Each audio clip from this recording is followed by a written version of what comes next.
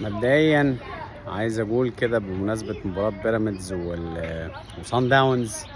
صن داونز يا ترى المشجعين هيلبسوا ايه بكرة، اللي هم مشجعين صن داونز في مصر.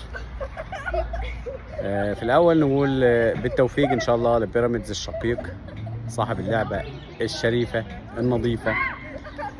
وعايز اشوف كده يعني او اسأل سؤال: فين الإعلام المصري الوطني اللي كان بيجيش كل قوة الظلام الحمراء ورا الأهلي على أساس إن هو بيحارب باسم مصر؟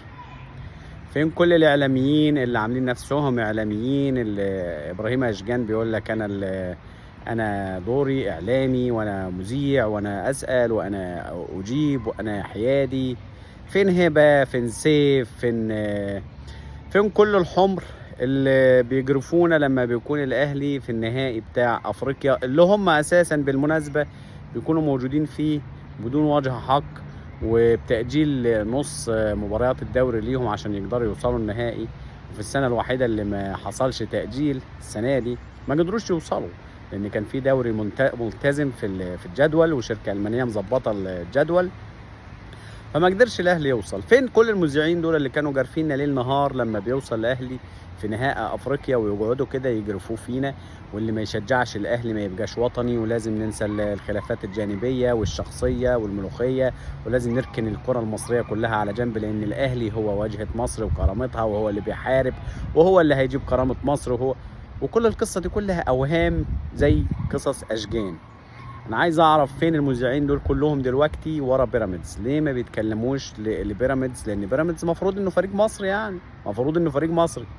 لو انت معتبر القصه وطنيه بقى يعني، او ما تجيش تحكي لي بقى في الوطنيه بعد كده، ما تقوليش الاهلي وجهه مصر وكرامتها لانه بيوصل افريقيا ونهائي افريقيا وبعدين يوصل في كاس العالم.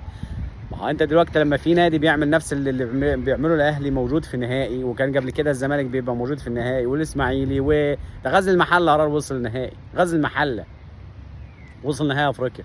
فلما الانديه دي بتوصل نهائي افريقيا وانت ما بتهتمش بيها، وانت كاعلام محدش بيسمع النهارده عن بيراميدز في نهائي افريقيا، ده الواحد ممكن كان ناسي اساسا ان في مباراه عوده لبيراميدز في القاهره بكره، اللي هو او النهارده الحد يعتبر مثلا، عشان عندنا هنا التوقيت لسه احنا السبت، فيعتبر كانك يعني ايه انت دخلت في الحد في مصر ان شاء الله على طول. فيعني احنا مفروض في نهائي قاري لنادي مصري. فين الاعلام المصري؟ فين الاعلام المصري اللي كان جارفنا 24 ساعه عن الاهلي ووجود الاهلي في نهائي افريقيا، والاهلي يمثل مصر، ولازم وزير الرياضه، ولازم الدوله تتدخل، ولازم نحشد الجماهير من اسوان لاسكندريه ورا الاهلي والوطنيه والملوخيه، ويدخلوك في قصص ولا كأن في حرب على مصر ويقودها الاهلي في المقدمه، يعني في مقدمه الجنود كده الاهلي بيقود هذه الحرب. طيب لما هو كده وانتوا اقنعتونا ان هو كده، ليه النهارده لما بيراميدز بيلعب في النهائي انت ما بتعملش كده معاه؟ ليه؟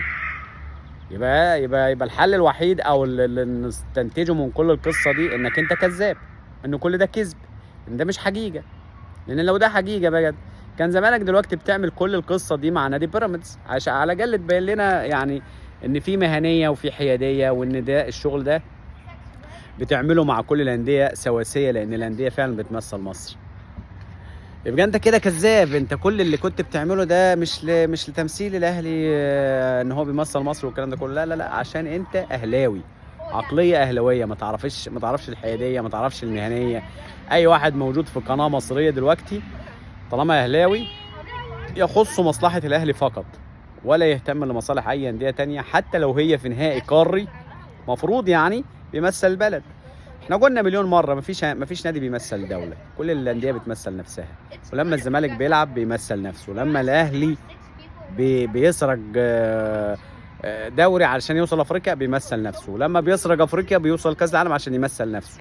ما تقوليش بقى اصل دي وطنيه وملوخيه، ده انت دلوقتي في كاس العالم للانديه هتخرب الدنيا والاهلي بيمثل مصر طب انت لما بيمثل مصر، طب ما انت دلوقتي بيراميدز هيلعب نهائي اهو بعد كام ساعه، بيراميدز دلوقتي هيلعب نهائي قاري بعد كام ساعه، ولو فاز هيلعب ويمثل مصر برضه في كاس العالم للانديه، اللي بالمناسبه الزمالك عمل كده قبل كده وخد كاس الافرو اسيويه اللي هي كانت كاس العالم قبل ما تتغير اسمها وتبقى كاس العالم للانديه، فاز بيها مرتين وكسبها مره بعد كده، وما اتعملتش البطوله بسبب التجهيزات والتكاليف والكلام ده كله. الانديه دي كلها وصلت نهائي افريقيا، ووصلت وخدت وكانت تشترك في كاس العالم للانديه. ما كناش بنسمع ان دي بتمثل مصر وان دي انديه وطنيه والوطنيه والحرب والملوخيه.